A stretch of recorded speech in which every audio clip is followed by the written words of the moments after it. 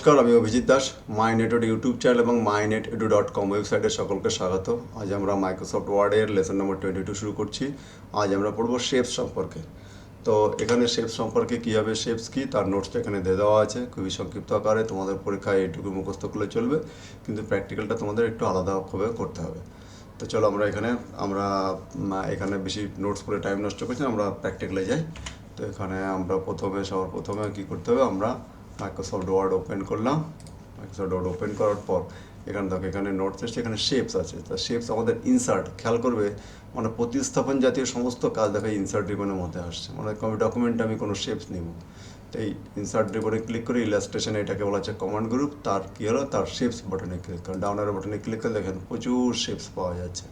ঠিক আছে, এখানে আমি যে শেপটা নিতে চাই এখানে ক্লিক করলাম। ক্লিক করার পর দেখো আমাদের যে মাউস পয়েন্টার সেটা আইবিএম ছিল, সেটা প্লাসে পরিণত হয়ে গেল। এরপরে আমি নির্দিষ্ট ছবিটাকে আমি এখানে ড্র করলাম, এবং এরপরে আমি ডিজাইন করতে পারি, আমরা যা অনেক কিছুই করতে পারি এর উপরে। ঠিক আছে, তো এটাকে আমাদের শেপস ইনসার্ট করা।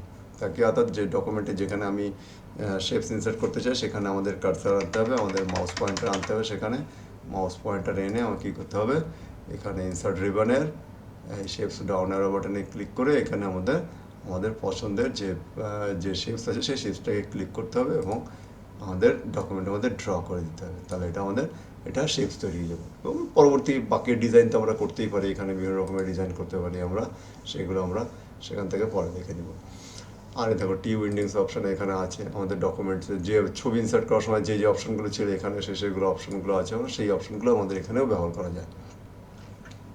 তো এটা আমাদের কি, এবং তাও আমাদের আর একটা জিনিস এখানে আছে, আরেকটা ইনসার্ট করেও আমাদের টেক্সট বক্স। দেখো ইনসার্ট, এখানে শেষ, এখানে টেক্সট বক্স বলে দেখো লেখা আছে একটা টেক্সট বক্স। এখানে ক্লিক করলে কোনো কিছু আমি লিখতে চাইছি, আমি এখানে লিখতে পারি এর মধ্যে। ঠিক আছে, এটাকে আমি কোনো কিছু লিখতে পারি। দেখো এই টেক্সট বক্সটাকে আমি এমনভাবে করব যাতে ডকুমেন্টের যে কোনো জায়গায় ইনসার্টও করতে পারি। এখানে ক্লিক করলাম, এখানে যেমন দেখো এখানে ফিল শেপ নো ফিল করে দিলাম, আর এখানে আউটলাইন নো আউটলাইন। তো দেখেছো এখানে নো আউটলাইন লেখার থেকে এটা একটা মনে হচ্ছে আমাদের একটা লেখা আছে, কিন্তু এই লেখাটাকে আমাদের যখন খুশি সেখানে আমরা যেমন পেজ মেকার বা আমরা বিভিন্ন ডকুমেন্টস তৈরি করি, তখন এইসব ডকুমেন্টসগুলো আমরা যেখানে খুশি সেখানে আমরা কোনো ডকুমেন্টসকে সেট করতে পারি এইভাবে। কিন্তু ওয়ার্ডে লিখলে কী হবে, আমাদের নির্দিষ্ট প্যাটার্নে আমাদের ওয়ার্ডে ডকুমেন্ট টাইপ হবে, কিন্তু এরকম যেমন খুশি তেমন জায়গায় আমাদের কোনো ওয়ার্ড লিখতে পারবো না। যেমন আমি পেজের এই কোনায় এখানে লেখা দিতে চাই, আমি এখানে দিয়ে দিতে পারবো, কিন্তু আমি কোনোভাবে শুধু সাধারণভাবে টাইপ করে আমি এখানে টাইপ করতে পারবো না।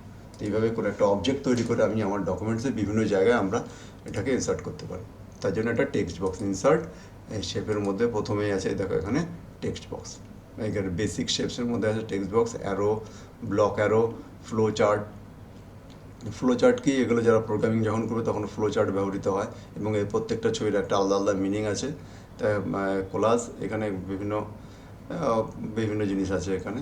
তো এগুলো যার যখন যেটা প্রয়োজন হবে সেইভাবে আমরা এখান থেকে নিয়ে আমরা কাজ করতে পারি।